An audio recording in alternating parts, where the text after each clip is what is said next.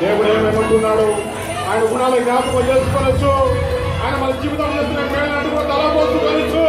ప్రతి ఒక్కరు కూడా నోరు తలచి ఆయన నామని కనబడతాం. ఈ నోరు తెరచనచ్చు. ఈ నోరు నీకు తలవించిన దేవుడు మన మధ్య ఉంటున్నాడు. ఆయన చూస్తున్న దేవుడు, ఆయన మాట్లాడే దేవుడు, ఆయన ప్రార్థన ఇచ్చే దేవుడు. ఇది మౌనం ఉండే సమయం కాదు ప్రియుడా, ఇది మౌనం ఉండే సమయం కాదు. దేవుడు ఆరాధించే సమయం. మీ నోరు తెరవండి. మీకు ఆశీర్వాదం రావాలంటే నోరు తెరవాలి. ఆయన కనబర్చాలి. ఆరాధన చేద్దాం, ఆరాధన చేద్దాం.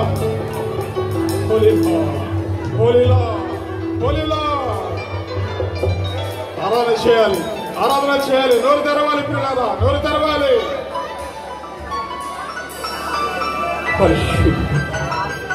పరిశుద్ధుడా, శివుడైన దేవా, శివాధిపతైన దేవా, సజీవుడమైన దేవా, లోకాలను కలిగిన సర్వేశ్వరుడా, నీకు స్తోత్రములయ్యా.